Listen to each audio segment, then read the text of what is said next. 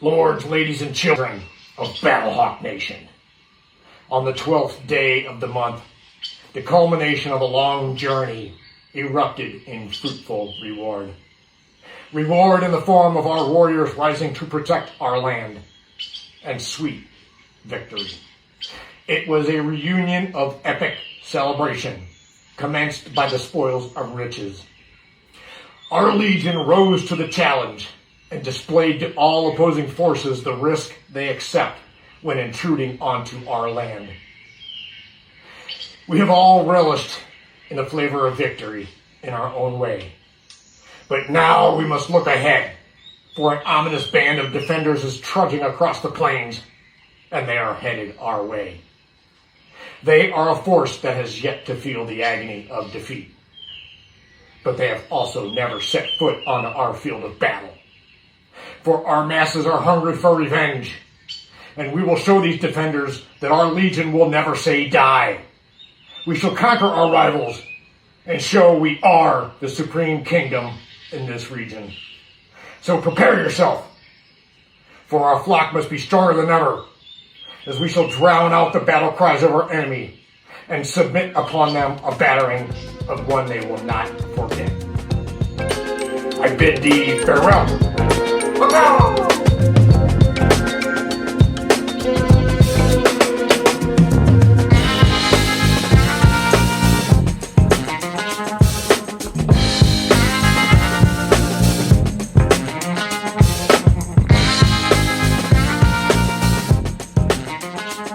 Welcome to your 5th episode of the XFL Insider Podcast. This is your host, Matthew. Got Drew and Jake with me today, as well as a special guest, Tommy Jones. Tommy comes from Ambush. He's going to talk a little bit of Seattle and tell us some of his opinions. We have a full show today, but we're definitely going to try to knock it down from a 2-hour time span. Last week we knocked out, it was about an hour and a half, so we're going to try to do a little less than that this week. Guys, before we start, want to introduce yourself? Yes, sir. Drew Wells, yours true. LSU repping on the pod, always number one in your hearts and minds. Hey, I'm Tommy. I come from Ambush Sports. I guess you can say a lifelong Dragons fan, but, they started in 2020, but I got to experience my first Dragons game in 2020 before the league closed, and when we found out it was coming back, me and my buddies, we secured our season tickets and been to every game so far, and looking forward to the Houston-Seattle game, and looking forward to talking about that. What's up, guys? Jake, Ambush Associate Editor, MLS, departmental editor, all St. Louis, sports-related editor, whatever you need covered, I'm usually the one doing it. Glad to be here as usual, especially after my week off last week. Yeah, I bet you're a lot happier this week after that Battlehawks win at home, especially with the fan numbers. Oh, hell yeah, and there's no 2-minute football involved. Yeah, that was a good win. McCarron came through for his team once again. I'm just happy I'm here this week and not 2 weeks ago to talk to Jake, because I don't know if we could keep that conversation civil. Not after the streaming incident. Yeah, 2 weeks in a row, that was too much for me, and I'm just happy they pulled it out week 3, because I don't know what I would have done if we took it to the poop standards. Poops. I think you got a solid team, Tommy. There's nothing to worry about. All right, guys, let's get started with some news. We're going to roll through the news, then we're going to go through last week's game summaries, and we're going to preview this week's game summaries. Following that, we're going to hit up the power rankings with Drew, and then we're going to talk about the ambushsports.net Players of the Week. That'll be the whole show. Just want to give you a quick overview. Let's jump into the news right now. All right, so first up on the list, we had a death in the XFL family. I just wanted to note this. I thought it was important that we just pay our respects. Ben Siegfried, he was an athletic trainer for the Battlehawks and as well as DC. He He's a 23-year-old young man, had a lot of life left to live. He passed away on March 9th. Just want to pay our respects and wish the team and his family a well-being and hope that everything's okay. Sorry to hear that happened. It's always unfortunate with a life so young is lost when there's a lot of life left to live. All right, guys, next up, let's talk about the ESPN rescheduled dates. Now, I'm sure we all got some stuff to say, so please, after I get done, let me hear it. ESPN has rescheduled some days of games. We knew this would happen, but some degree, this is going to rub a lot of fans wrong. We had people scheduled for travel. You had people scheduled hotel rooms. You had people taking off work for games, and now we are doing some rearranging. From the way it looks, this won't be the only rearranging that will take place. Right now, the Week 5 Sunday game of Arlington Renegades versus San Antonio Brahmas, it was scheduled for 10 p.m. Eastern. It will now take place at 9 p.m. Eastern on ESPN2. That's the only schedule this week that will take place, the only change that we have to worry about. There'll be more down the line, and we'll talk about them soon, but for right now, I just want to discuss that one. And if the guys wanted to discuss the others, we can do that. Guys, you got anything on these dates? You also forgot that this Thursday is a change from it was supposed to be a kickoff at 6 p.m. Pacific Standard Time. Now it's going to be 7:30, and it was going to be on FX, but now it's going to be on ESPN. And I understand that they're changing the network because ESPN has a broader audience, but I don't know if it's worth it with that big of a time adjustment, because that's a 10:30 kickoff time for Eastern Time, if I'm correct. And I don't know if anybody wants to stay up at 10:30 to watch football when they got to go to work the next day. I think it's a pretty fair take. Most of the schedule changes seem to be for the better. Honestly, they at least reflect a healthy XFL. I think one thing that we're going to have to keep in mind, just as XFL fans moving forward, is that this isn't likely to change in the future. We're in a very congested time frame of multiple sports either coming online or getting to the end of their seasons. We're starting to get into March Madness now. NASCAR just started recently, which hasn't really been a competitor truly in terms of sports viewership for the XFL. But you've got MLS soccer getting into the swing of the season. You've got a multitude. You've got the NHL. You've got a multitude of things going on, and you have to navigate those things in a very collected and calm manner, but still keeping an eye out for things that are coming down the road. To me, this reflects that there's a lot of good viewership numbers. A lot of these changes are taking place and moving to the bigger networks, ESPN, ESPN2. Honestly, I think it's just a good reflection of health of the league, but also a reflection of just the time of year that this league's being played in and the things that it's going to have to contend with in the future. In the future, it may draw a whole bunch of viewers, once the product's more established. But for now, you definitely have to kind of navigate the viewership minefield, so to speak. And I think there's something to consider, not particularly for this week, but the upcoming changes in Week 7. Week 7 is going to follow on, and not to go into another sport, but it coincides with WrestleMania weekend. And I know that's a premium live event where you have to subscribe to an outside service, but it does make you wonder, with that going on, what could, how would that exactly impact the XFL viewing audience? Because there's kind of a little bit of a correlation of fans of the WWE or any kind of wrestling in general, because it's not just WWE that has shows going on that weekend. And then, those that are within the XFL, there's a lot of correlation in there that people don't realize. And I'm not sure how bad it could potentially impact that viewership that weekend, but it would be interesting to see how that unfolds when we actually view the aftermath once that weekend is over with. Personally, I first see the numbers being a little lower with March Madness, with all the pay-per-view events coming up.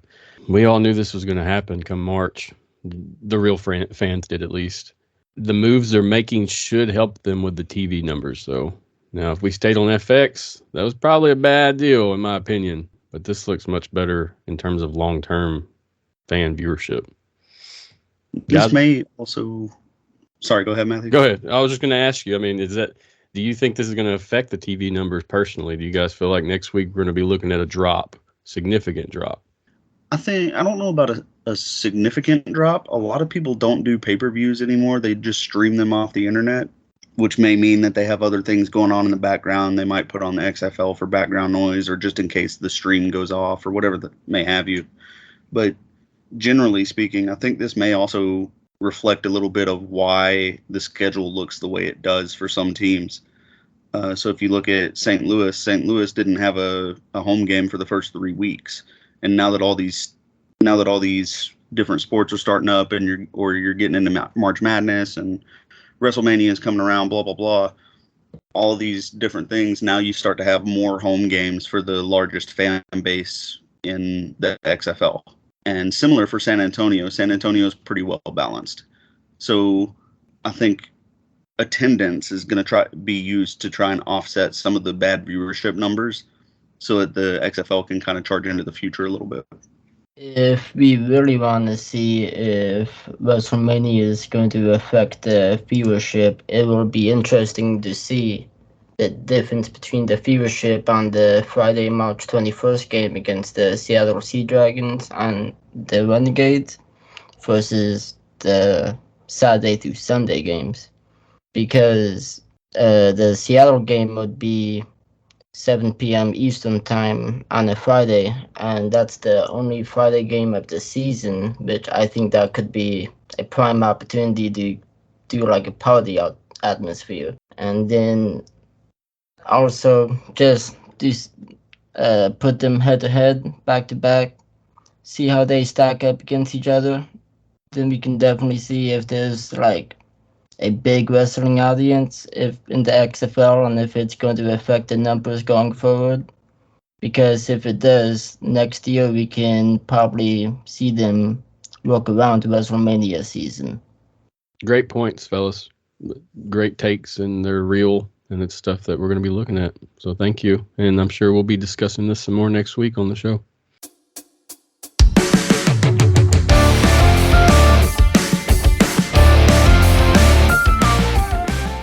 All right, we're going to move forward from the news today. As I said, we're trying to lower the amount of minutes on the show. So that's it for the news. We're going to go ahead and roll into the game summaries. In the game summaries, we're just going to talk about last week's games. When we come into the game previews, we're really going to try to cover more of the injuries and transactions that may have happened throughout the week before we get on. All right, fellas. So let's roll into game summaries. Our first game, let's talk about the Houston Roughnecks defeating the Orlando Guardians 44-16. That was on Orlando. I think we all expected this one. Not really much surprises. Drew, start with you. Yeah, not really a whole lot of surprises. I think my prediction was like 38-12 or something like that. I really should have gave both teams a little bit more latitude, apparently. But it turned out pretty much exactly how we thought it would. It was a blowout early. Houston started playing conservatively, had a blown coverage that made the game, somewhat close. It was still a 2-possession game at 26-16 after Orlando hit an 81-yard bomb in the third quarter. But from there, Houston just took over. It was really ugly. Wade Phillips was on the sideline saying, "Hey, do you want to go for 3? We might as well try it." Anytime you have a score that's so lopsided that one coach looks like a national treasure on the sideline because he's out of ideas for the game, generally a pretty good week for that team and a bad week for the other one. So, And we saw the double forward pass. That was a nice addition to the game. Yes. John Trey Kirkland showing off his quarterback skills just like he did in high school, just like he did in college. It almost looked like a middle school game where the team took off and started killing them, and then they put their seconds in. Orlando actually started coming back a bit there until we started playing football again, and then it ran away with it. Right. And Travell Harris had a really good game. He had a couple touchdowns, really kind of broke out. I mean, honestly, just about every receiver in Houston's receiving core has broken out at some point or another this season so far. I think the only one that hasn't had a true breakout game is Cedric Byrd. Orlando looked more competent this game. They didn't seem like they were just absolutely confused as to what was going on and why they were all gathered in the same place. They seemed like they had a goal. They were making, pretty decent plays at times. It's just Houston's that much better of a team. There's not a whole lot of arguing that at this point. Looking at the ratings from watching, it was one of the lowest watched games of the week also. I was a little offended in that. Hopefully us as Houston fans can step our game up. Yeah, Houston's kind of a conundrum this year with fan support. Like they're right at about 60% of what their normal attendance was last time around. And I know they've had different excuses. The rodeo was one of them during the week that they played the Brahmas. There's a whole bunch of excuses, but moving forward, you got to think at some point in time Houston's going to come out and support a winning team. Yes, sir. Hopefully that Battlehawks game will see the fans out and about. All right. Next up, let's roll into the Seattle Sea Dragons against the San Antonio Brahmas. Seattle pulled it off 15-6. Tommy, you got anything you want to share on that? I have a lot to share, but I'll try to give you the simplified notes. So, my brother, I go to the games with my brother, my friend, and they want to watch a good game of football. They want to have fun. I want it to be logical. I want it to make sense, and I want them to win the game. So the first drive, when they were down in the end zone, 4th and 1, everybody was cheering to go for it. I wanted them to kick a 3. And then later down, I think it was third quarter maybe. No, it was towards the second quarter, I believe. I could be mistaken. I don't know. I've been thinking about this a lot though. And they were leading and they were up a few points. I think a touchdown. Yeah, they were up by 9 points because they could come back with a touchdown and a 3-point conversion. And I thought they would, because instead of running the ball when you're up in the fourth quarter, you throw an interception. And that was painful to watch. Painful. And previous plays before that, instead of running out the clock, they called timeout. And I was begging them to save at least one timeout. And then it came to bite us in the backside when they threw the interception. We caught the interception, actually, but there was a flag on the play, and it got called back, and everybody knows there was no flag on the play. I think it was offensive pass interference. And we could have challenged that because it was, I think, a few minutes left. It was above the 2-minute mark. And we could have challenged that. We could have got the ball back. Hopefully we could have gotten the ball to Ellison and have him run it up the field. But with Hazlitt calling the game, he probably would have thrown a deep ball down to Gordon in hopes of a touchdown. And then, yeah, there's just a lot of stuff. The 3-point conversions, they got to stop. If something doesn't work over and over again, you just look honestly like an idiot for trying again. We lost the first 2 games by a total of 6 points. That's 2 threes that we missed. And that's just the truth. But our defense, they had a great run defense, terrible pass defense. The wide receivers, they could have probably took a nap in between all of our defenders and still catch the ball.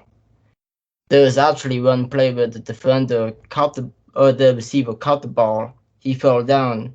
Our defender walked away so he could get back up and run down the field with it. We're gonna have a really great team once we figure stuff out. But right now we're just playing like we're playing and we don't want to win. I mean, it doesn't make sense when you look at all of our stats and we should be a winning team, but we're just breaking even now. That's my thoughts on that. No, I think you're totally right in most of those takes. I think so. June Jones has always been a hyper aggressive play caller. I mean, ever since he broke onto the scene, it's gun wide open, always throwing the ball. You know, and to have an offense like that, to make those play calls work, you've got to have a wide receiver group as a whole that is on the same page with the quarterback. Right now, DiNucci only really has Pearson and Gordon on the same page with him. And that's causing problems because now people are keying on Pearson and Gordon because they know those two are getting the ball and nobody else can step up. Right? So that's part of why Ellison is so important. Is because they're trying to run the ball. They're trying to open up some of these other receivers. But in that style of offense, you have to have more than just two wide receivers and a running back. You've got to have everybody on the same page. And between offensive line problems earlier in the year and now the wide receivers don't seem to be on the same page with DiNucci, and then you pair that with DiNucci just having epic brain farts at times and just throwing it directly to the other team, it just kind of it makes it look disjointed. But that's why I say if they ever clean all of that stuff up on offense, I've said it every single week we've done the podcast. If Seattle ever gets a clue and figures out that offense, it's over for the rest of the league because that offense is nearly unstoppable when you have everybody clicking. As far as the extra point conversions, you were talking about Tommy going for 3. That's very much a June Jones thing, but he needs to understand. And good grief, that sounded really pretentious considering who I am and who he is. Yeah. But he needs to understand that if the threes are not working, if your offense can't figure it out, you've got to scheme and go for something less.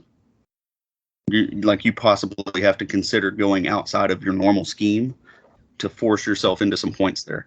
Because right now you're taking points off the board. Like you said, combined 6 points in the losses. And that's just a couple of extra points that they've been trying to go after. Whereas with all the touchdowns that they've scored, if they just went for 2 or 1, maybe you make up that gap. In 2 weeks ago in the Battlehawks game, when the Dragons got the final touchdown, they went for a 3-point conversion and they missed it. But had they gone for a 2-point conversion and made it, we would have seen the Battlehawks kick a field goal to tie the game, and we would have seen the first ever overtime in XFL history. But right, what could have been, Yep. Hindsight's always 20/20. That's probably the most cliche thing that everyone says, but it's factual. And if they're doing some proper self-scouting, they'll have some kind of adjustment. Whether or not that's to move away from 3-point attempts is not for me to decide, but I would think as a coach, you probably want to reevaluate yourself with such a low conversion percentage. Yeah, Seattle ranks tops in all offensive categories right now: passing, receiving, rushing. So I agree with what both you guys are saying. Just got to clean it up. They're the most fun to watch, in my opinion, when they're playing good. Yep. I have a good time watching that team, whether it's against the Vipers or the Battlehawks. Either game was entertaining. Ellison is going to be a star. I wouldn't expect him to be in the XFL next year if he keeps playing how he is and doesn't receive any injuries going forward. Right. Anything else before we move on, fellas? All righty. Let's talk about the St. Louis Battlehawks. They rolled past the Arlington Renegades 24-11 in the Battle Dome. We saw a high amount of people there, and I'm sure Jake's ready to fill us in. Jake, what do you think about that game?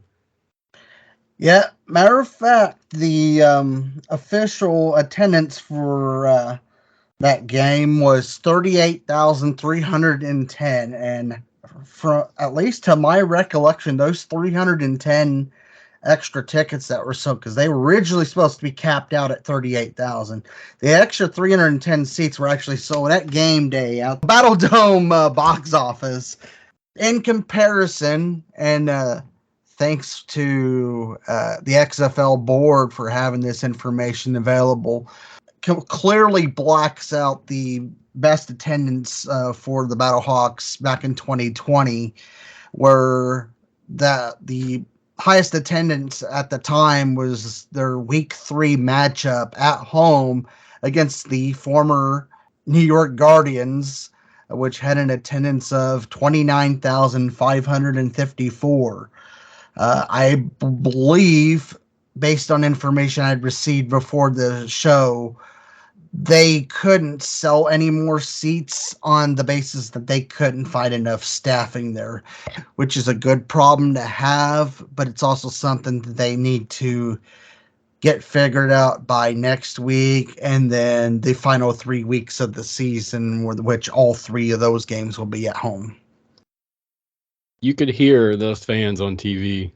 Before we get into the game, I will say I was impressed.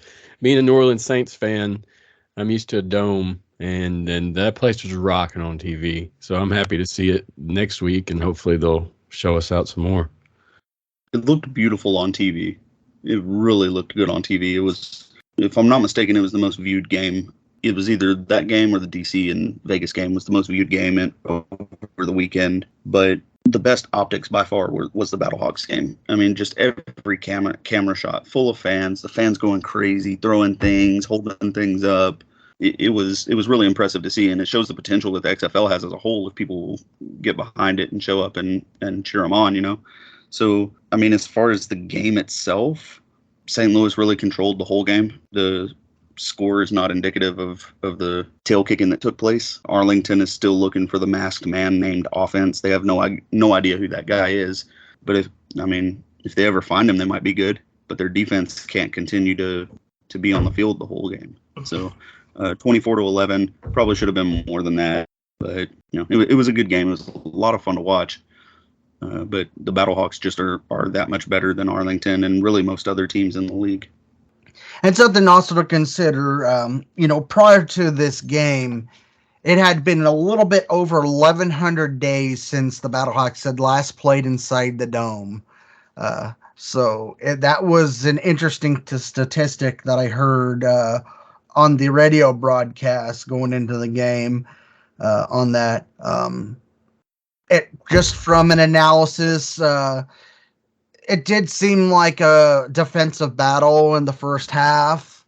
The first half was kind of left to field goals from Donnie Hagman and Taylor Russolino, a former Battlehawk, need I say. But it's just like somehow, for some reason, in the second half, things just started kicking forward. The late pass in the second quarter by McCarron to Darius Shepard, and then making a successful 2-point conversion to Brian Hill.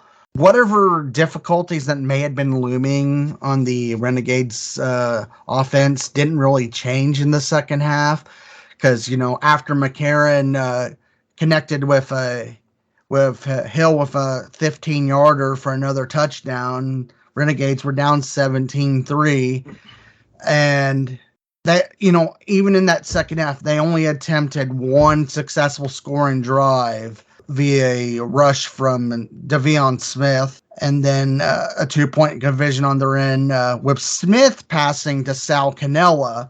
But outside of that, that's all Arlington did, and then McCarron pretty much put the proverbial nail in the coffin by connecting that 25-yarder to Hakeem Butler, and then turn around and get a 1-point conversion to Jake Sutherland, which ultimately led to the final score of 24-11. I just wanted to add something on the attendance real fast. An interesting stat that I also saw was St. Louis's attendance this week was so high, with 38,310, that it made the weekly average for attendance for games over the highest attendance second place. So Seattle had an attendance of 15,103. That was the second highest attended game of the week. And the weekly average attendance is still 18,737. And I just thought that was pretty nutty that a team can draw that much more of a crowd than anybody else, that they offset the average by that much. Oh, it'd be crazy to see what we end up getting in our Week 5 matchup, especially considering, and we'll discuss it later, the rematch against DC. I mean, it's going to be a great matchup. You know, the people are going to show up. I know there were people that were making all kinds of chants, but I think the one that I caught a lot of, I mean, not overwhelming, but you could hear it. There were people that were saying Kroenke sucks. I knew Kroenke it. sucks. I knew it. And obviously if it would have made it over there, you know, I think there might have been some people chanting Kroenke. Jeez. Cut. They were Yeah. chanting F.U. Snyder. Oh yeah, I did hear that too. I know when I went in 2020, it was eventful. It was always good fun, though. There wasn't anything too toxic or bad. Some F-bombs and such are expected, but Yeah, that's healthy. I don't remember any bottles being thrown on the field or lemons. So Yeah, I was about to say no lemons. Keep it classy, DC. quality fans in St. Louis for the most part. They're there for their game, and that's what they care about. You know what? That's what I love about DC's fan base, Tommy. It's like they're high-class white trash. They'll still do some trashy things, but it looks cool from the outside. Yeah, they did it to Seattle, so they can just go ahead and stop. Moving on. Let's talk about the DC Salt. Defenders. They had a fight with the Vegas Vipers this week at home. They won 32-18. DC looked pretty good on the ground between Jordan and King. I like them both. Guys, you got anything to share on this battle? If there is not a meeting to address the rule for what happened what took place directly before halftime in this game during the offseason, I may explode. There is no reason to run a 10-second runoff when the league stops the game. If the Vipers tried to take a timeout and they didn't have one, sure, run the clock. But for it to be a 10-second runoff and then they turn around and give the explanation, oh, well, with a 10-second run, or if it's less than 10 seconds, they're not going to have time to line up and snap the ball. So we just take those seconds away anyway. That makes no sense. First off, if there's a area of the field where an offense is more likely to get their players back to the line of scrimmage and set up to spike a ball within 5 or 10 seconds, it's at the 1 freaking yard line. You literally can't get any more condensed on a football field. Everyone's literally right there. So I have a very big problem with teams, with offenses being punished for something that the league does. That makes zero sense to me. And for those of you that say, oh, well, why DC would be punished if the Vipers got to run another play. No, they wouldn't. DC's the ones that let them down there to begin with. Maybe stop them next time a little bit higher up the field. No, I'll get off my soapbox now on that, but I wanted to mention that for sure on this podcast because that had me absolutely infuriated on Sunday. For the game itself, if Vegas scores that touchdown going into halftime and potentially ties it up going into halftime, I think you have an outcome of a game that's way different because they were really building up some momentum there. But that call, I think, really just took the air out of their sails, and they kind of faded immediately in the second half, it seemed like. It just seems like Vegas is setting the standard of crapping themselves standing up. It was coming up. Yes, it was coming. So I mean, we didn't say it one time last week. That statement wasn't used, I don't believe. Go ahead, Jake. I'm sorry. We got 2 for 2 right now. You know, it's just like Orlando. They're just literally crapping themselves standing up. Yes, they are improving, but it's probably not to the standard that it needs to be. It's like, do they even want to win any games this season? I mean, we know that those two teams are going to be facing off next week. We'll get to that bet later. You just got to do something. If your current players aren't doing it for you, then maybe you need to look into other people that may be in the free agent pool to, finagle some things and get the players you actually need to actually get the stuff done. Otherwise, you're just going to end up at the bottom of the table every single time. So can we call this meeting between the Vipers and Guardians coming up the Toilet Bowl? I was gonna say that my loser bowl in my fantasy football is called, and we have a golden toilet seat medal that we give to the winner. So if someone can get a golden toilet bowl down to Las Vegas by the game, then that would be much appreciated. Right. I hear the bathrooms are nice and clean, so that would work perfect for their bathroom situation. Just someone has to get some gold spray paint, but halfway there. Yeah, Tommy said before the show he'd cover shipping. Now, speaking of gameplay, I think Hundley is going to do pretty good for Vegas. I don't think he was 100% from his previous injury last week or the week prior. His hamstring wasn't right. I think he's going to be a key part of their wins if they do receive any. They play good football also. They've just been blessed with some bad hands, in my opinion. I know a lot of the players there aren't up to par, but conflict and controversy have really hurt the team more than anything, in my opinion. Well, I don't know, man. Luis Perez has really good flashes. I mean, he looks cream of the crop sometimes, but other times he throws it behind a guy like by 5 or 10 yards, and you're like, what the hell just happened? Like he wasn't even under duress.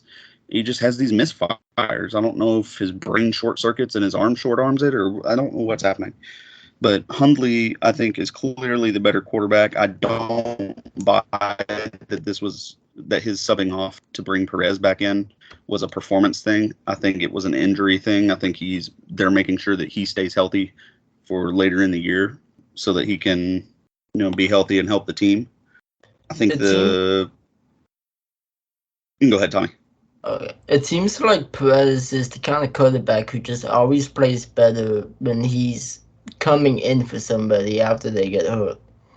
He isn't like he does good when he's starting sometimes, but he always just plays a little bit better when he's like coming in for somebody else, finishing off a game. But he's not a good starter. No doubt. You saw when Hundley came out, I don't remember when or what play, but it was probably first quarter. They took Hundley out and put Perez in, and immediately I think there was a 20-yard pass thrown across the field, just dimed it. So I can see that for sure. Yeah, I really like Vic Beasley too, being a Falcons fan. So I thought with their quarterback class down in Vegas and some of their defensive players, I thought they would have been a real competitor this year, but I'm just surprised Woodson hasn't blown a fan yet this year because I'm pretty sure he's close. I'm surprised he hasn't challenged one of the referees to a fist fight yet. Before half, I thought he was going to leave the game and go find Dean Blandino and kick his ass. He was hot. No doubt.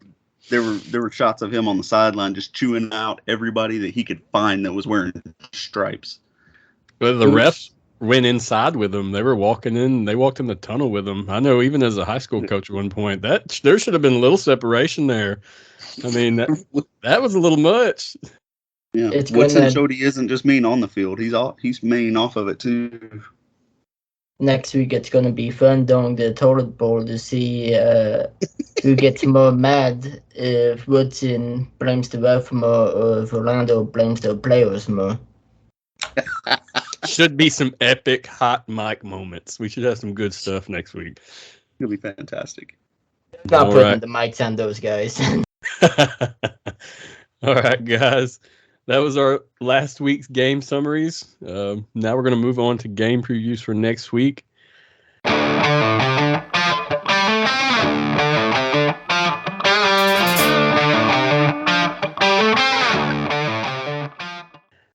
If any of the scheduling dates or anything I say is wrong, fellas, please correct me. We've had a few changes, as we've said, so I just want to make sure I have it right for the fans at home.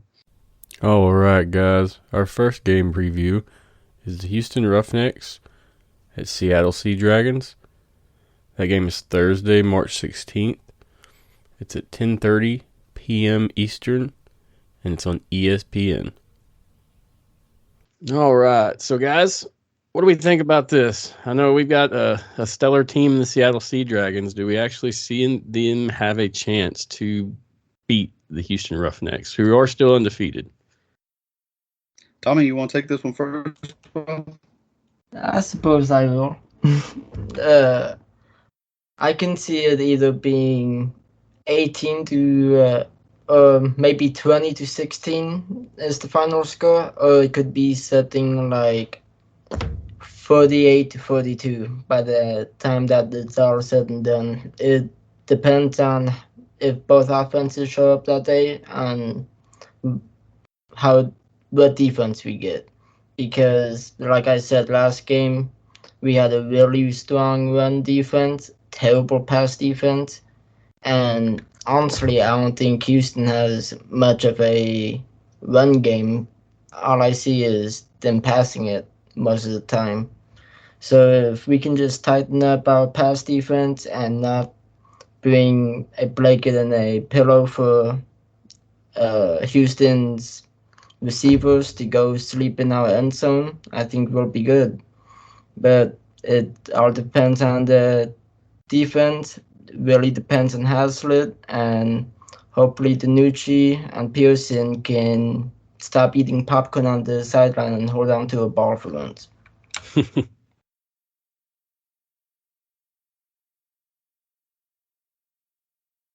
I can definitely see where you're coming from. A lot of people think it might be a shootout. I'm kind of on the other side. I think this is either going to be a blowout or very close. I think that's, from my view, that's only two things that can happen. So, Tommy, you're definitely right as far as Houston passing the ball a lot.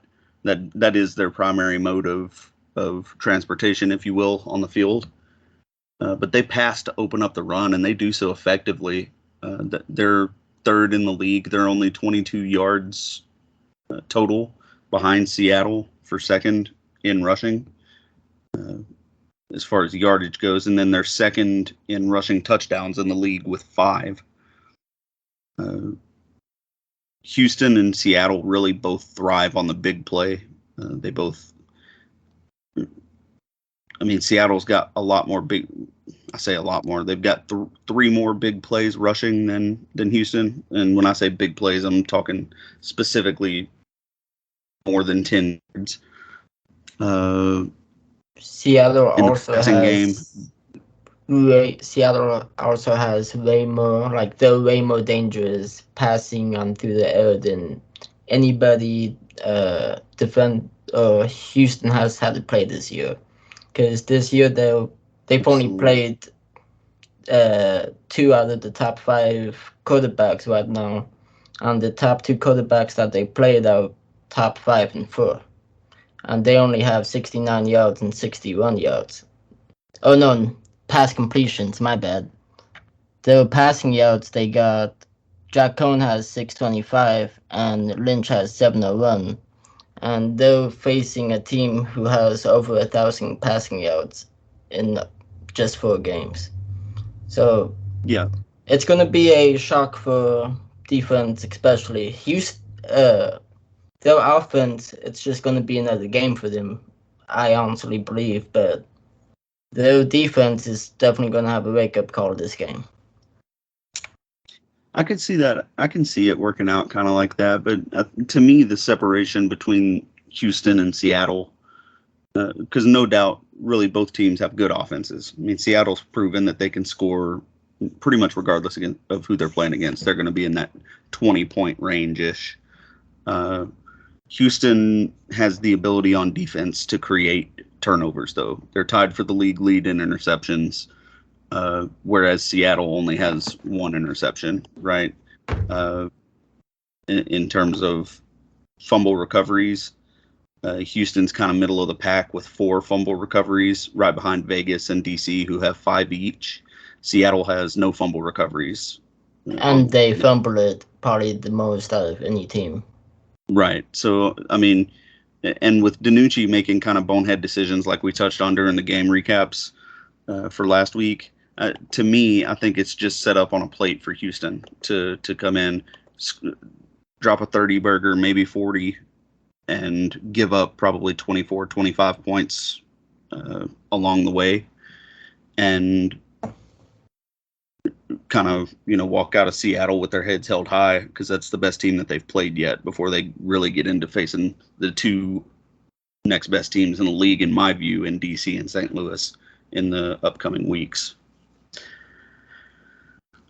So since Orlando versus Vegas is the toilet bowl, can this be the homecoming bowl since Silvers is coming back to Seattle and June Jones gets to play Houston? I think that's probably a good name for it, the homecoming bowl. It's going to be interesting to see how. So to me, that brings up 2 storylines. First off, how are the fans in Seattle going to remember Silvers? Are they going to give him a ration of crap, or are they going to, be glad that he's there and then boo him while he's on the field just because he's the other team? I think they might Duke on him. Right, but which is to be expected. He wasn't very good for Seattle the last time around. Granted, he didn't have much to work with, but the other one is how Houston's defense fares against a June Jones offense. There's no Kool-Aid here, so it's definitely not a Jim Jones offense. I don't know why I do that. So June Jones is basically the godfather of the offense that Houston runs with A.J. Smith. And I don't know if you saw it last week, but after the game in Orlando, A.J. Smith called out June Jones and basically told him, I'm coming for you, in a nice way, like he wasn't being hostile or anything. But he basically said, June Jones, you're next, right? Directly into the camera. So issued a challenge. So, Seattle's going to come out and be ready to play. So how is Houston going to react to an offense that they basically saw the entire time that they were preparing, because it's the offense that they run? One thing about Seattle fans too, and Silvers, you saw how Seattle treated the last good quarterback they had after he wasn't with the team anymore. I'm just saying. Yeah, I think Silvers probably isn't as polarizing of a figure as Russell Wilson has turned out to be, though. Yeah, and he wasn't as good, so. Yeah, he wasn't as good, but he's definitely got the I don't care attitude. Like, Silvers is probably one of the calmest, most laid back people I've ever seen in real life. Like, you immediately, when he walks in the room, you can tell he's just like, I don't care what happens here. That's probably why Seattle will boo him, though, because Seattle fans are petty, and since they're doing good now, he's going to get destroyed, I feel like. I appreciate the takes, guys. This probably will be the best game of the week, in my opinion, with exception to the DC and Battlehawks game. It looks like it's going to be a good one, and it's Thursday, and we're going to have to stay up late, so better be a good one. XFL After Dark is what we're talking these days. Before we move on, do we want to talk anything else we want to mention about this game? XFL After Dark, it's not for your grandparents. Or your kids, that's for sure. All right, next up, let's discuss the DC Defenders taking on the St. Louis Battlehawks in the Battle Dome. That game is Saturday, March 18th at 7 p.m. Eastern Central. It'll be on FX. Jake, I know you want to start this off. What you got, buddy? You know that there's some bad blood still brewing from week 3. So I think the fact that the Battlehawks are at home for this rematch, it could completely change things. Probably was an advantage when the Battlehawks was in Audi Field. The Roughnecks found that out the hard way this past weekend. So maybe when you've got, 38, 40,000 people in the crowd, and they're all majority Battlehawks fans. I mean, is it going to translate to where the Battlehawks pull it off and make that series for this year 1-1? Or, is it going to be to the point where Jordan Ta'amu, whoever ends up starting, has tricks in his bag to pull it off against his former team? Based on the stuff that I had seen in regards to people potentially being out, I mean, they have about as many people potentially on the sidelines as there was in week 3, while things continue to be improving on the Battlehawks end, where there's not very many people getting hurt. So I'm really thinking that this is going to be let's say it's got to be a game for the ages, and I really think that there are some tricks in AJ McCarron's book that will end up with the support of the crowd in attendance to pull it off, and potentially I can potentially see them winning by 2 scores against DC. Ooh, that would be one heck of a flip, man. Don't get me wrong, I definitely hope it happens, just because I'm a fan of parity. But if this game starts off anything like it did the last time and DC jumps out to a couple of scores, the Battlehawks aren't. Everybody talked about.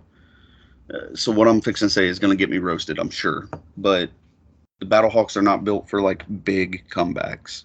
They're not against a team that actually has a defense. I think they proved that the last time that they were out, against DC. They proved that they could stay in the game. But I think DC's defense and the way that they were running things really had a little bit of a say in that. The idea that you're going to flip it around and win by 2 scores, you have I just don't see it happening, honestly. But I'm never going to say never to somebody who's led by a NFL caliber quarterback with 2 borderline NFL caliber receivers in Prohl and Butler. So yeah, 2 wide receivers or wide receiver and a tight end, however you want to refer to Butler. To me, they should be a little bit more productive than what they are on offense. But I don't think really either of these teams is built to win by a couple of scores over the other one. I think they're really close in terms of how good they are. And I could easily see the St. Louis Battlehawks winning. I don't see them running away with it, though, unless there's just some sort of crazy meltdown on the DC side. Okay, so do you see it anywhere, like if it doesn't end up being 2 scores, do you see it potentially ending up like it ended with Arlington? Well, I guess technically Arlington was 2 scores. Arlington's never met an offensive play that they like to run, though, so I think that's a little bit of a bad comparison. I could see it being, with regular scoring, I could see it being like a 24-21 game or something like that, and DC, trying to come back and do the 4th and 15 thing. I can't see it being a two score separation. I can't see really either team winning this specific game in St. Louis by anything more than 6 or 7 points. Of course, I've been wrong before, so there is that. Yeah, if the Battlehawks can shut down the run game for DC, I think that's attainable. DC doesn't have much of a passing game right now. Ta'amu and King are really the rushing leaders in that team, so I think I don't know if I want to say by 2 scores, but definitely by 8 is what I would say the Battlehawks could win this by. And, this was funny when I was listening to the radio broadcast last week against Arlington. There was some sideline audio from quarterback Kyle Slaughter that says, let's send these fans home sad, when the opposite was true. I would love to see a scenario where, McCarron and the Battlehawks put a good battle on against their former quarterback. So, you're talking current quarterback versus 2020 quarterback. It's going to be something definitely to watch to see, okay, how has this guy done since 2020?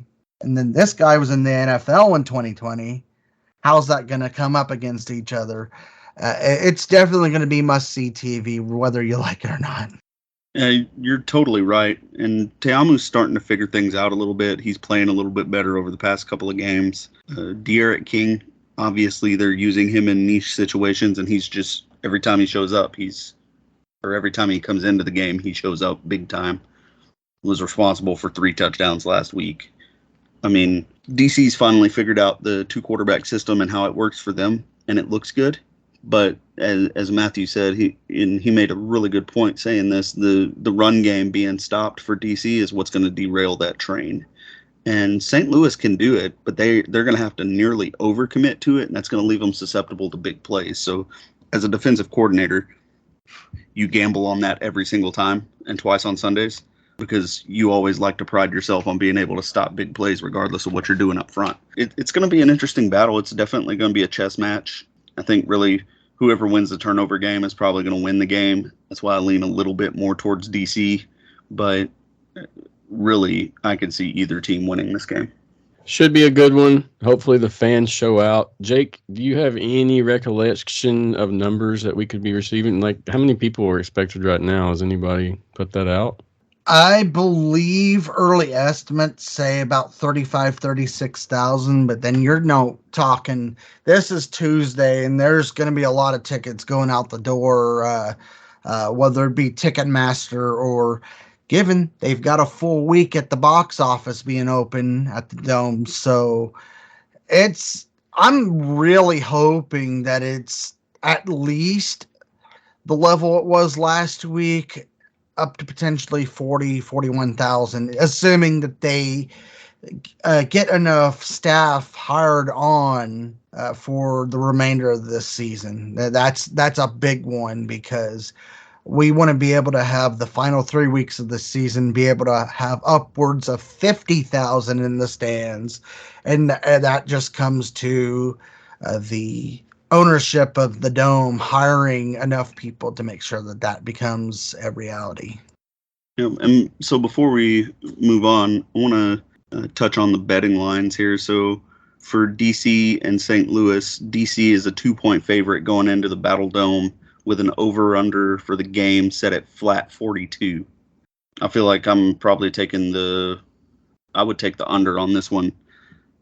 I probably would not even try to go on either team for as far as covering the 2-point spread. How you guys feel about it? Yeah, I'm going to go with the under on this also. It may be, you maybe hit the over, but it'll be close, in my opinion. Real close. What about you, Tommy? I'm gonna, I don't know, it's tough, but you guys saying, like, with the whole 2-score thing, I don't think it's going to be a 2-score thing. I think it's just going to be back and forth, and it's one of those games I don't even feel comfortable, like, wagering on, because it was so close the first time, and with you guys saying that it could be a 2-point or 2-score game, both these teams beat Seattle by less than 6 points. So I just don't know who's gonna take it. I don't feel comfortable. I'm not a betting man like that unless I feel like I have a guarantee. So right, yeah, and I think that's a pretty well set up spread there. The 2 points. Jake has said no comment. He's probably not touching this. I'll let him say with what, but if you watched previous episodes, or if you listened to previous episodes, you probably understand what I'm talking about. And since we moved from Houston and Seattle, without touching on the betting line, I'll just touch that one real quick. Houston is a 3-point favorite in Seattle with an over/under of 41.5. Yeah, I do give it to Houston, honestly, but I don't think it's going to be that much. Because I feel like there's a chance that in some realm that Seattle could take it. But I would just go with Houston all day, honestly. Talking about on the 3-point spread? Yeah. Okay. Because like you saying, there's a chance, but the 3-point spread makes the most sense to me because I don't see a complete blowout happening because Dragons haven't been blown out yet this year. Yeah. They haven't lost by more than 4 points in a single game. No, for sure. There's definitely potential for it to be, a knockdown drag out like that. So the 3-point spread definitely does make sense when you're looking at all of the angles. Yeah, for sure. How you feel about it, Matt? I'm going to ride with my boys on this. I think they've got that spread covered, as well as the over. I feel like watching Seattle, I don't think they're going to keep up with us. That's just my opinion. So I'm going to take the over as well with Roughnecks.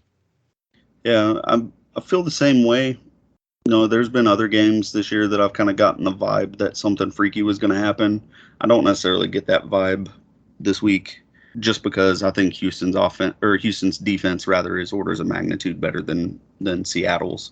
Yes. And if DiNucci's going to be throwing that ball like he did last week, you can bet you're going to have some pick six taken to the house. Ajeen Harris is probably about to have a field day if that happens.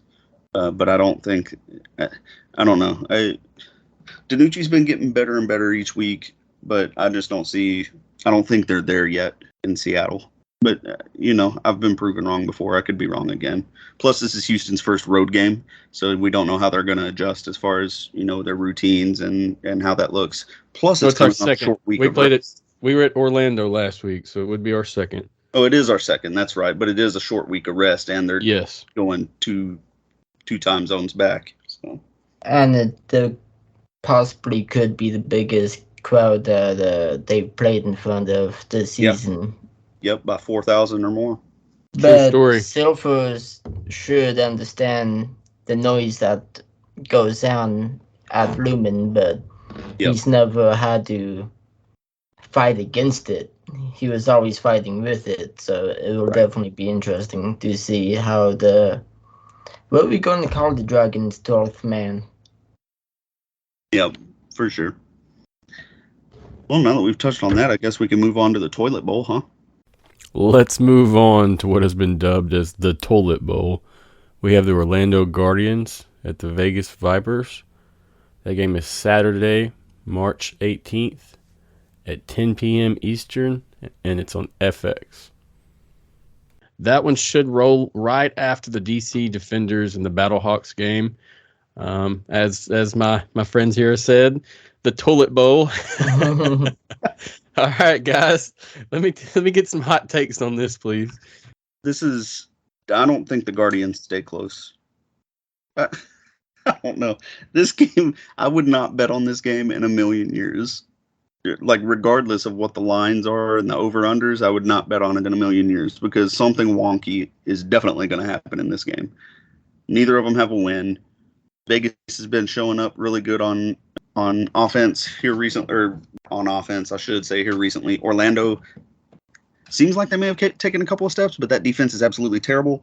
To be honest, other than Vegas winning, I'm not prone to make any kind of marks or game. I think it's just going to be wacky. I feel better about betting on this game than I do about DC Defenders versus the Battlehawks, honestly. Give me Vipers by 10 points. Orlando is just, not to curse on here, but it's that whole situation where they don't know whether to wind their ass or scratch their watch. They don't know what's going on out there. And when I watch Vegas, it looks like they at least understand how the game of football is supposed to work. They almost beat the Dragons. They should have had a much better showing last week, but that happened. And also, just on the topic of the Toilet Bowl, I noticed that they're playing at Cashman Field, so I guess it really is playing. They really are playing at the toilet bowl also. Yeah, give me Vegas by 10, I think.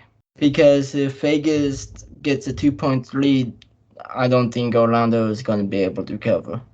No, and with Vegas's defense being, average at minimum, but nowhere close to great, I think they're going to be able to get more stops than Orlando, just overall. So that's what I said. The only thing I would say is Vipers win. I don't know by how much. I don't know what it's going to look like, but I would not be. I'm not betting on this game. So what was the spread on this one? So the spread is Vegas. So Vegas is the home team. They're playing at Cashman. 7.5 point spread. Vipers are the favorites to win the toilet bowl with an over-under of a flat 42. Oh, I could see both as plausible. I mean, I'm not sure if those numbers are just coming out of the excrement that's still sitting around Cashman, but I think regardless of what happens, it's going to end up with a bigger mess as the toilet bowl continues to fill up with no one even sticking around to clean it up. So it's going to get ugly. I can definitely see how the spread and even the over-under would be pretty plausible in either direction on the over or under, because I do think it's going to be ugly considering you are talking about two standing pooper teams that just, I mean, they're gradually improving, but they still haven't won a single game.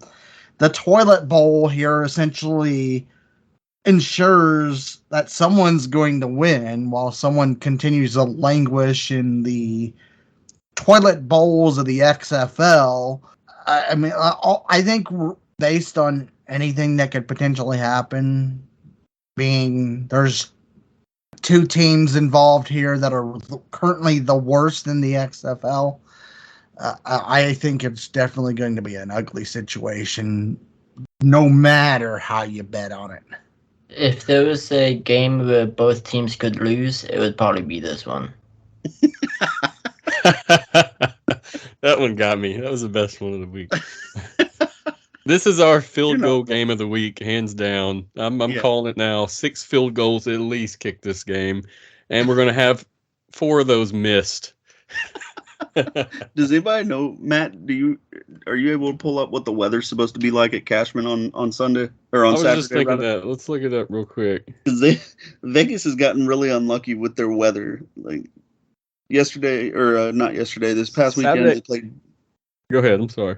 Well, this past weekend they played DC and it was soggy and damp and raining. When they first played DC, it was a rainstorm and the field was coming apart. They played Seattle. The wind was gusting at 40, 50 miles an hour. Like, they've had some pretty bad weather luck. But that kind of leads me to want to know what Matt's fixing to say with what the forecast is supposed to be at Cashman. We're looking clear. 20% chance of participation. Should be good.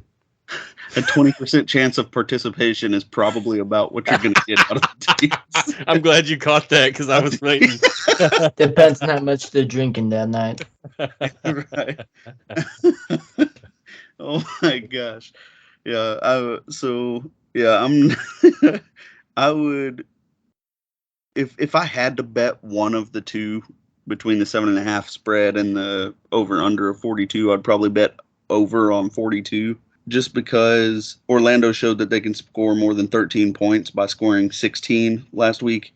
And, 6 or 8 of those were completely on accident, I think. Vegas has shown that they can score in the 20s against pretty much whoever they play. They would have scored in the 20s if this touchdown hadn't been called back before halftime for a 10-second runoff against DC, who is one of the better defenses in the league. So I would probably bet the over on 42 with a chance to push, but that's about the only way that I would touch this game. Before we move on, I want to just note the injuries. Hundley is full practice as of today, so that's good to know. Now, Martavius Bryant did not practice today. Yeah, and he Don't- was sitting out for towards the end of the game last weekend as well. Personally, I feel like it'll be a good one. Hopefully, some team has an identity, and that's all I can hope for. I'm really trying to stay positive. Anything else before we move forward, fellas? I think that's just the whole vibe of Orlando and Vegas right now. So just keep swimming, just keep swimming. We should have saved this for last. This should have been the last conversation of the week. It really should have been.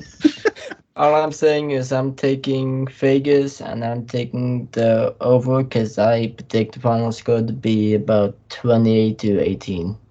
I like it. I I can see like that. it, Tommy. All right, guys, let's work into the Arlington Renegades at San Antonio Brahmas. That game is Sunday, March 19th at 9 p.m. Eastern. It is on ESPN 2. That one should be a good one. Both of these teams need a win. It's crucial for their fan bases. Guys, what do you think? I don't think San Antonio's as desperate for a win as you would think in terms of their fan base. I mean, before this weekend, they were carrying the league as far as attendance goes, and they're getting ready to have a slate of home games here at the end of the season. So I think San Antonio's still going to show up and support the Brahmas because they've shown that they can be competitive whether or not they're winning. This has all the makings of a 9-6 or 12-9 game. There's just no real identifiable offense on either side right now. San Antonio's having really big problems on the offensive line, which is not a good recipe for going up against Arlington's defense. Arlington has wanted posters all over their city looking for the man named offense, and that's not a good thing when you're going up against San Antonio. So we're talking slap fight here, guys. I definitely see where you're coming from, where Arlington and San Antonio both could use this win, because right now Arlington is coming off of a loss, and San Antonio is also coming off of their second loss straight. So if both of these teams realistically need to win this game to stay in contention for playoffs.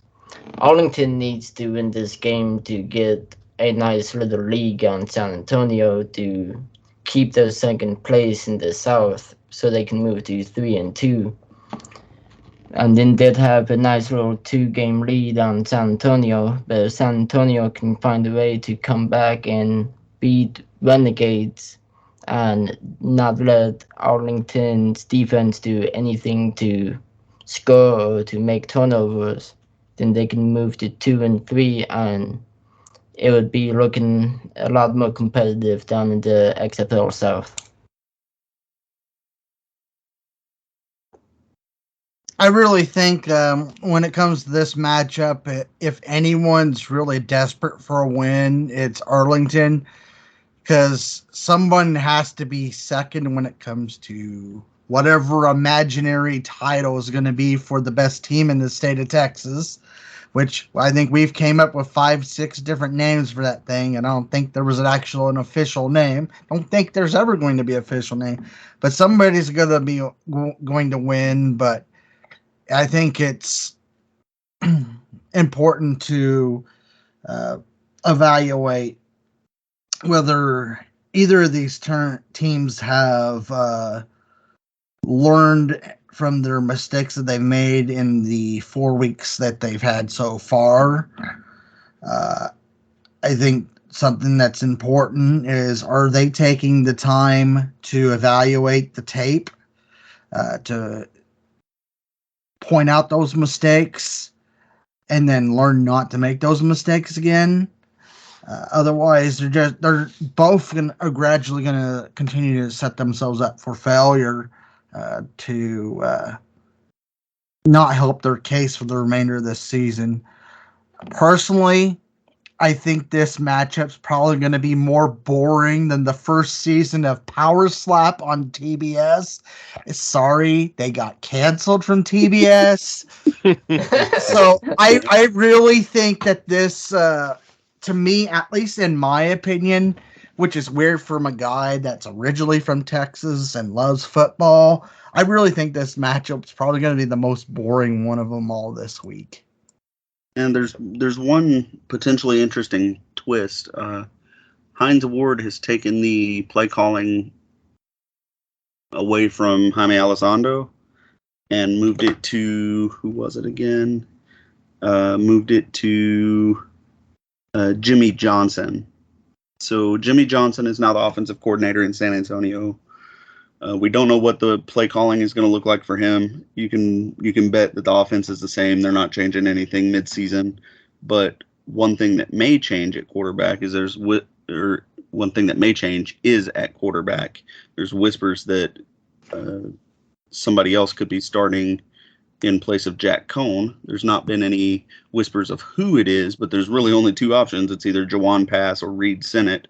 I would imagine with the way that their offensive line is playing, it's going to be whichever one of those two guys can run the best and create time for himself the best.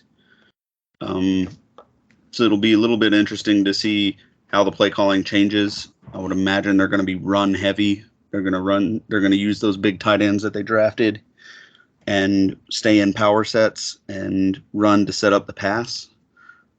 And to me, that screams that it's going to be lower scoring. It's going to be a slowed down game because we know that Arlington's not going to be passing the ball worth a dang anyway.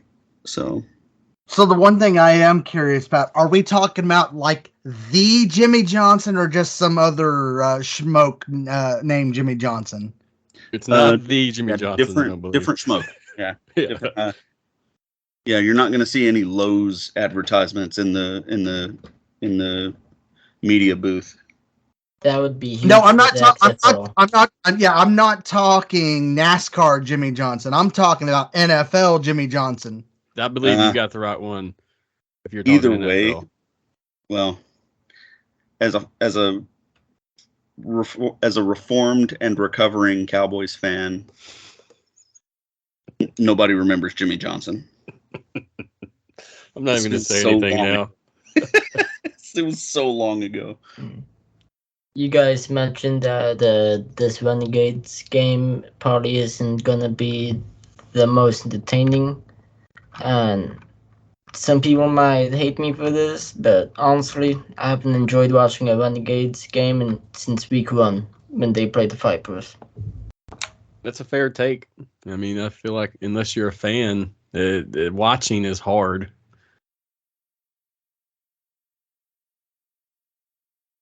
Their defense really entertains us. If it wasn't for that, they would be right there with Orlando and Vegas. Yeah. Yeah, after last week, I don't think we can call them a defensive team either. No, not really. Oh no. So here's the spread and the over under on this game. So the spread is 2.5 points. San Antonio are the favorites. The over under is 35.5. Wow. So you're talking lowest of the week, right? Yep. Yeah, you're talking 20 to 15 being the under. So one team in the mid-teens, the other team in the mid-20s, and that's a overhit. I don't even see it going that far. I can see one team going the teens and one team getting maybe to 9 to 8. Yeah, so I wouldn't call the toilet. I wouldn't make a choice on the spread for the toilet bowl because it's just too wacky. This game, I would hammer the under, and there's no way I would touch the spread at all. I would probably agree. I probably wouldn't touch the spread on that at all. As far as the over/under, I kind of agree with Tommy that or I think it was probably you too, that it could potentially be a, something within or under that over under. I think was it 35.5 or something like that. Was that what it was? Yeah, Drew? 35.5. You're right. 35.5. I definitely think it would have to be relatively close or just barely over. So, I mean, that's the one is like if you're gonna bet on it, bet low on either end, and that way, you're somewhat leveraging it and then not losing too much if it does go over or it goes under. I mean, the only thing that I could potentially see is, San Antonio might get a couple, maybe even just one touchdown, possibly. They're going to go with the Romo that doesn't suck with his foot to kick some of those field goals. So I mean that's probably, if the offense can't get it done, the hope's gonna be on John Romo. Oh, he's got it. He's kicked the longest official field goal in the XFL history. Yep. I think it was 57 yards. If that was it was correct. 57 yards, and he actually, neat fact, he actually owns the longest field goal in Lumen field history. So nobody in the NFL has kicked one longer than he's kicked. Yeah, I didn't appreciate seeing that. Yeah, I think a good prop bet on this game would be who scores on defense first. Agreed. But yeah, I think really there's not much else to touch on. This is I don't know, I think it's gonna be a slap fight, but we'll see. The kicker is gonna score more points than offense and defense. That's gonna be my bold take. I hope we see some Will Hill and some of that defense on Arlington, because if not, it's going to be hard to get through this one. Guys, you got anything else to share before we move on? Don't believe so. Before we move on, I want to go over this one more time. The Houston Roughnecks at Seattle Sea Dragons. That game is Thursday, March 16th at 10:30 p.m. Eastern Central on ESPN. Not ESPN2, ESPN.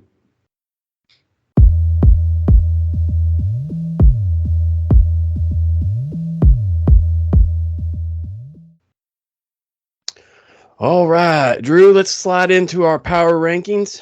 Drew's going to give us his hot take on the power rankings and basically tell us why. So, Drew, what you got, man? Yeah, so people are going to be a little bit upset with me, I think, in the way I have this ordered, but there's a little bit of method to the madness here. So Houston stays up top. I don't think that's really debatable so far. This week will tell a lot. The next 2 weeks will really tell a lot because Houston plays both DC and St. Louis over the next 2 weeks after this weekend. But for now, it's Houston at 1, DC at 2, and St. Louis at 3. And then I have Seattle at number 4. And last week, they were pretty low in my rankings, but Seattle, they're coming along with their offense. They're getting better and better each week, it seems like. Their defense is still a question mark, but no more of a question mark than anybody else that's left on my list. So Seattle slides in at number 4. Just because of the momentum they have.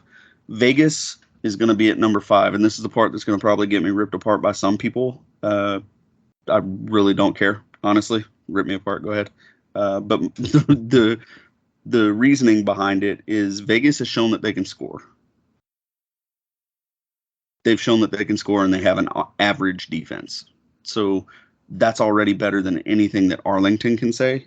It's better than anything that Orlando can say, and it's better than all except for one game that San Antonio has put together.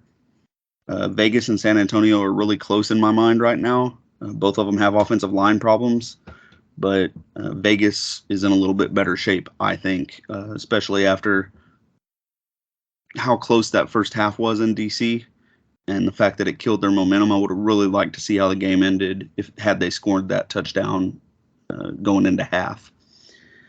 But alas, it was called back, and Vegas sits at number 5 in my rankings. San Antonio comes in next just because they're slightly worse off than Vegas is in the offensive line department. I do think San Antonio has a better than average defense, but without much offensive support and with Coach Ward making offensive changes potentially wholesale, San Antonio comes in at number 6. Number 7 is Arlington. Again, with the wanted posters, they're probably upping the reward for finding that man-named offense in Arlington. And then Orlando comes in last. So just to recap, it is Houston at 1, DC at 2, St. Louis at 3, Seattle 4, Vegas 5, San Antonio 6, Arlington 7, and Orlando bringing up the rear at 8. I think all those are agreeable. When you first told me about the controversy, I was a little worried, but I attest to what you're saying and agree 100%, especially with Hundley for Vegas. I think that he's a big key portion for the team. Yeah, I mean, if Hundley can get healthy, Vegas really has nowhere to go but up. And even with Luis Perez, he played pretty good this past weekend. I mean, he was a little bit of a spark for them after Hundley came off. And like I said, I think Hundley came off because he's nursing an injury. He just told Coach Woodson, hey, it's probably better that I don't do this. Did the admirable thing, I think. And Perez came in and took advantage and credit to him, did a good job. But they've got nowhere to go but up on the offense, and Hundley just gives them an extra dimension, I think. So what you said absolutely is spot on. I understand where you're coming at from with the power rankings because the Vipers have momentum, but I'm a pro wrestling fan before I was a football fan, and in wrestling, you move up the power rankings by winning, not just by your potential. So I feel like you should have maybe kept Vipers in 6 after the toilet bowl and see if they could actually secure a victory because, almost only counts in horseshoes and hand grenades. And last time I checked, we were on the football field. Yep, no, totally understand that. I think the way that I make my power rankings isn't, traditional by any means. I really sit there and while I'm watching the games, I evaluate these teams and see what they're good at, what they're not good at, where they need help, and how that stacks up against the needs and weaknesses of other teams. And for me, Arlington is not a good matchup for just about anybody in the league not named Orlando. And I think they showed that with that 10-9 slap fight win that they had week before last. I think Arlington and Orlando are objectively the worst 2 teams in the league. Vegas is worse than Seattle. Are they better or worse than San Antonio? I don't really know. I lean more towards Vegas because Vegas can score more points than San Antonio. So that's why I have that laid out the way that it is. But, I mean, it's going to play out the way that it plays out. It's just more from an evaluatory. I'm making up words now. An evaluative standpoint than it is simple wins or losses. I think my viewpoint probably wouldn't have been too far apart from yours. I definitely agree on the 1 through 4 part. I think the way I probably would have had, at least if I was the one doing the power rankings, it definitely would have been somewhat relatively close to what the matchups in this upcoming week. So definitely, I probably would have had, if I can remember correctly, I'd probably would have had, at least in my view, Arlington, San Antonio, Vegas, Orlando, and then whoever wins obviously could potentially go up to 5 and 6. So I mean, that's just how I would view it. At least how I view the worst part of the league. Obviously, the worst are definitely Orlando and Vegas, and someone has to win in this toilet bowl matchup. But yeah, I know we're ragging on them both, and rightfully so. But something's got to give in this scenario. I mean, either way, even if one team wins, this weekend, you're still looking at two of the worst teams in the league. My final thoughts on the power ranking too. When you said Arlington probably can't win against anybody except Orlando right now, they actually beat the Vipers week one. So a little head-to-head right there. Yeah, no, for sure. Yeah, but I understand completely where you come from. Yeah, I mean it's still, we're not halfway through, y'all. I think after this weekend we'll have a little more of a definition of each team, but after this week we'll be 5 weeks through the season, which is halfway through our regular season. We're gonna know every team very well within this week and the next. I was just gonna say, I just realized that this week is actually pretty high stakes. I mean, you're finding out who the best of the worst is. I don't know if you guys remember Jesse Dice from week one, but he and I had a gentleman's disagreement about what happens on the field when Houston is playing to this point. And he seems to think that Houston is going to either lose to Seattle outright or win a very close game of less than 5 points, to the point that he hit me up in my DMs and offered me a gentleman's wager since we were having a gentleman's disagreement. And basically this is what's going to happen. If Houston wins by 5 or more points against Seattle in Seattle late at night, then Jesse gets to do the Ice Bucket Challenge and do a public release on YouTube and the Ambush Sports Network channels on Twitter and Facebook. However, if Houston loses or if Houston wins by less than 5 points, that honor will be mine, and I will be doing the public release of a Ice Bucket video challenge. So pretty high stakes here at Ambush amongst the sports writers, and pretty high stakes to see who's going to be stuck cleaning out the toilet and who's going to be what is in the toilet remaining after this week. When can we expect this challenge to be completed by either party? I can't speak for Jesse Dice. However, I can speak for myself. Since the game is late on Thursday, I won't be doing it on Thursday night. But you can expect probably a Friday evening or Saturday morning release. We will post it everywhere, so just be watching, whether it's Drew's socials, Jake's, mine, or even Tommy's. You will be able to find it if you want. Sounds like a good little wager, Drew. Are you nervous? Not at all. Probably should be, but I'm not. We'll try to get Jesse on next week and try to get some takes about what he thinks about everything also. I hope he's cold when he's on. Anything else, guys, before we move on to the Ambush Sports Players of the Week? I made a personal bet with myself. If somehow Seattle does win, I'm gonna be taking off my hoodie and my t-shirt and just going bare-chested, because I saw my belly's not as heavy as all the bellies I saw at Lumen last week, but after you get a few drinks in you, it hypes you up. And I saw some kids across the field, and it made me happy. They couldn't be more than 12 years old. They had their t-shirts off. They were spinning them above their heads.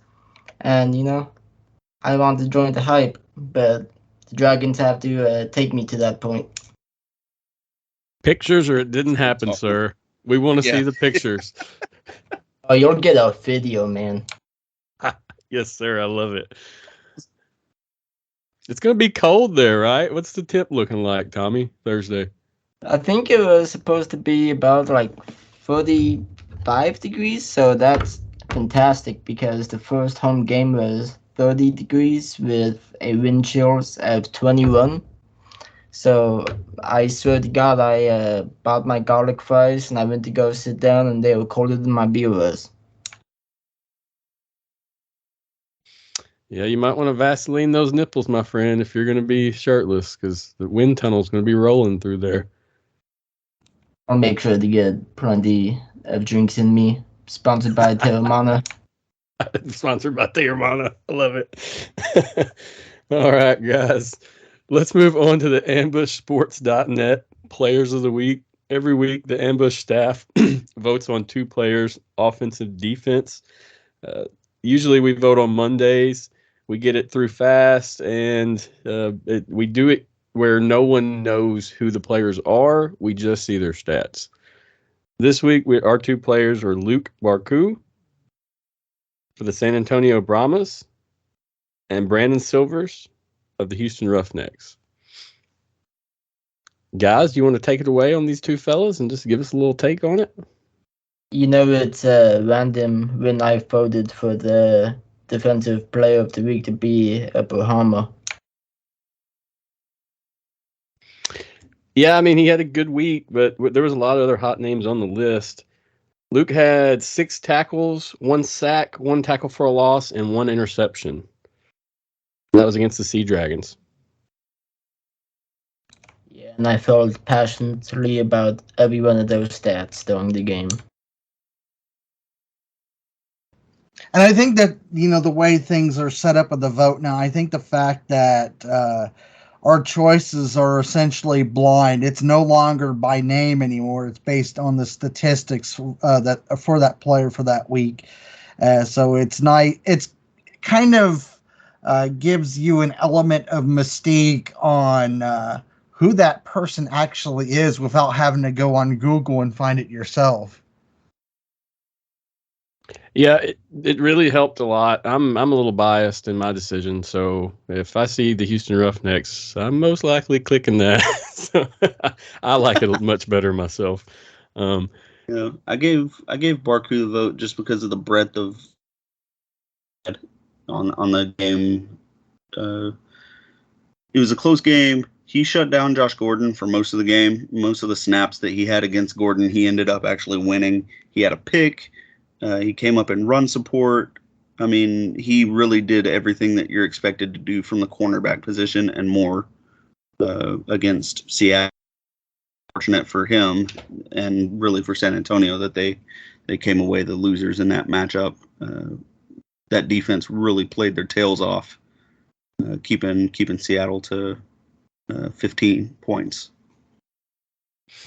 Yeah, I feel like he's going to be a key piece in their defense moving forward, which we knew that. I don't know, man.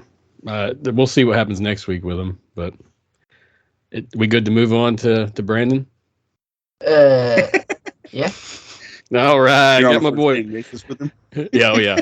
Brandon Silvers, offensive player of the week. I've been waiting for him for a couple weeks now. He had 239 yards of passing with 3 touchdowns. Not sure on his picks this week. Does anybody have that in front of them? He didn't throw a pick this week. So pick free. Yeah, that's what's up. That's what we needed. Right now, he's topping the XFL in passing. He's got a completion rate of 88%. He's got 135 attempts with 962 yards thrown with 10 touchdowns and 3 interceptions. That's according to XFLnewshub.com. Did you say he was number 1? No, he's number 2. Oh, okay. Nucci is number 1. Sure. Has really the past 2 weeks kind of cleaned up his act as far as bad interceptions go. The first 2 weeks were pretty worrying. He had 2 bad ones against Orlando. He had a couple of bad ones against Arlington as well. And then against San Antonio, he played a pretty solid game. Houston just got really conservative. His numbers weren't all that great. Had a great first half, but the second half he didn't play too well. And then this past week, he just seemed flawless. He wasn't asked to do a whole lot, but this guy really settled in. A defense that was hapless to stop him, really. So a lot of good offensive performances this week. Shout out to John Trey Kirkland. He was responsible for a touchdown reception and a touchdown pass on the first XFL double forward pass play this year. so highlights on YouTube and everything. Probably will stay there for the highlights of the season. But yeah, I mean, all around, really, it was Houston and St. Louis that had the best offensive performances, and the nominees showed it. Brandon Silver's just won out. Yeah, everything you said, I couldn't agree with more. It's, it just looks too easy for him, and you got good coaches, a good team, and you just basically just have to make sure the ball leaves your hand straight and land in the receiver's hand. And I think I can't wait for next week because I think only prediction for two contenders for Offensive Player of the Week might be between Silvers and DiNucci. So I think that's going to be really fun. And just to get this out of the way, my only prediction for somebody to be on Defensive Player of the Week, look out for Beasley after this game. Oh, yeah. Yeah, Beasley's about to have a field day.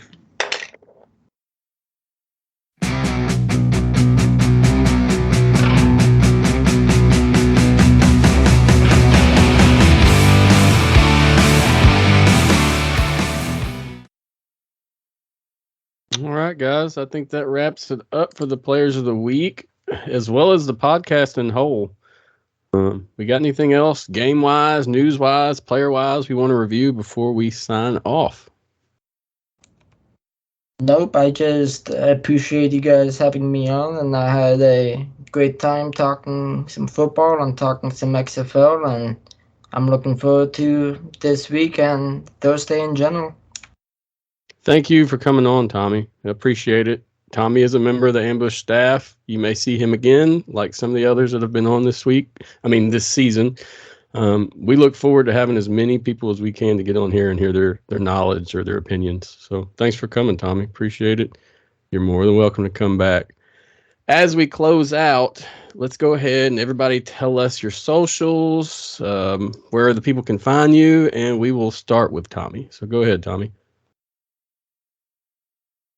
So my socials, I think I mainly only use Facebook. So I'm at Tommy Jones on Facebook, and I also do some video game streaming sometimes. If you want to follow me there, maybe your kids can't watch, but the gamer tag is Nips for Lunch. If you want to come and check that out, and then I'm going to try my best to weekly start posting about dragons, and you might catch me on the pro wrestling side of Ambush. I'm Drew Wells. I want to say thanks to Tommy as well. Tommy, you definitely brought a presence to the podcast today. Brought some really good takes, some really good information. My name on Twitter is at Ambush Sports HOU for Houston. So at Ambush Sports HOU. And on Facebook, the page is Houston Roughnecks Ambush Sports. All right, you guys can find me on Facebook, Jake Leonard. I'm on Twitter at Jake Leonard, JRN. As I mentioned before, I'm the associate editor of Ambush Sports. Currently oversee all of the St. Louis regional sports, as well as the departmental editor of the pro wrestling and MLS departments. Always looking for people to help out in those two departments. Outside of Ambush, I'm the editor-in-chief of Heartland Newsfeed. You can find that at heartlandnewsfeed.com. I also run its sister radio network, which you can find on Spreaker, Live 365, and several other platforms, which also include your Alexa and Google Home Speaker. All right. Thank you, guys. Thank you all for coming on. I appreciate it greatly, and the people at home do too. As I always say, we are all speculators here. We're analysts, but we're just telling our opinion. So these guys are really doing us a favor, coming on and putting their necks out there to speak their expertise and knowledge. So thanks again. My name is Matthew Tyler. I run the XFL Insider Podcast. You can find me on Twitter at XFL Insider POD, on YouTube at XFL Insider Podcast, and then on Facebook at the XFL Insider Podcast. Basically, just search those words and you'll find me. I want to say a big thanks to ambushsports.net. They are huge in the success of this podcast. If it wasn't for them, this would not be around. So thank you again, guys. Also want to say thank you to XFLboard.com. They host our podcast on their website and show us off a little bit. So thank you. At Ambush Sports, you can find them on Twitter at Ambush Sports, and their website is ambushsports.net. So thank you all. Appreciate everybody coming. This was episode 5, and we'll see you next week for episode 6.